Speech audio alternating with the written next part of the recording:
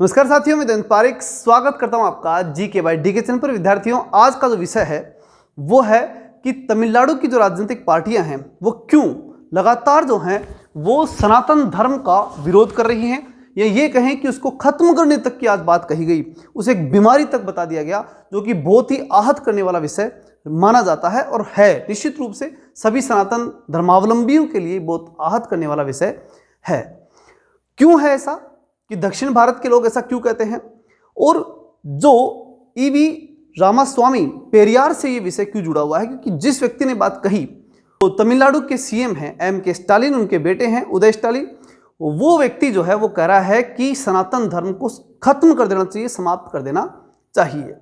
और वो ये क्या कारण है कि वो ऐसा कह रहा है, ये महत्वपूर्ण विषय है। तो इस विषय को मैं स्पष्ट करूं तो वो ये कि हम इस बात को समझने के लिए जाएंगे सीधे पेरियार के विषय पर। पेरियार कौन थे?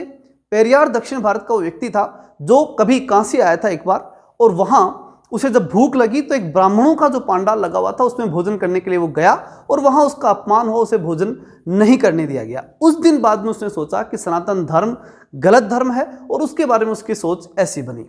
लेकिन पेरियार की अवधारणा उसी समय समाप्त हो जाती है जब आज सनातन धर्म में, क्योंकि अब परिवर्तन हुआ है और बड़ा सुधार हो रहा है, और सुधार का दृष्टिकोण भी इतना कि आज सनातन धर्म के बड़े बड़े जो लोग हैं, जो धर्मावलंबियों के जो इनके जो बड़े आचार्य हैं, वो सब ये कह रहे हैं कि सभी जातियों को समाप्त करो, जाति प्रथा को समाप्त करो, और उसके साथ साथ एक महत्वपूर्ण रूप से जो है सब जातियां एक होकर के सनातन को मजबूत करो। इस बात जब लगातार कही जा रही है तो वहाँ ये बात ही खत्म हो जाती है।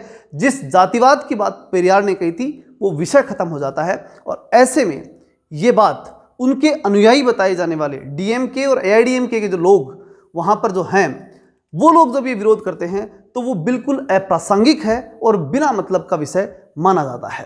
ठीक, तो पहली बात तो ये कि आज की तारीख में पेरियार का विषय अप्रासंगिक हो गया, इसलिए इन लोगों को ऐसी बातें करनी नहीं चाहिए। ये तो हुई फैक्चुअल बात। दूसरी बात, फिर वो क्यों कर रहे हैं, तो उसका एक ही रीजन है, वो है राजनीति।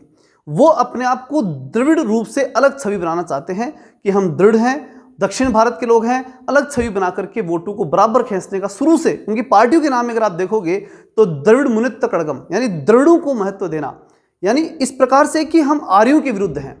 और आर्यन इन्विजन थ्योरी बता करके वो कहते हैं कि आर्यों ने हमारे ऊपर आक्रमण किया, हमारी सभ्यता को नष्ट किया, इसलिए हम आर्यों के खिलाफ है, ऐसी बात करके और द्रविड़ों को एक करके, और इस प्रकार पॉलिटिक्स का एक जो है एजेंडा उनको द्वारा तय किया जा रहा है। तो कुल मिलाकर के केवल पॉलिटिक्स के लिए अगर कोई व्यक्ति जो है इस प्रकार की बात करता है तो वहां हमें सतर्क होना चाहिए, और राजनीति में इस प्रकार के लोगों का पूरा विरोध करना चाहिए, क्योंकि राजनीति में ऐसी गंदगी कभी भी स्वीकार्य नहीं होनी चाहिए।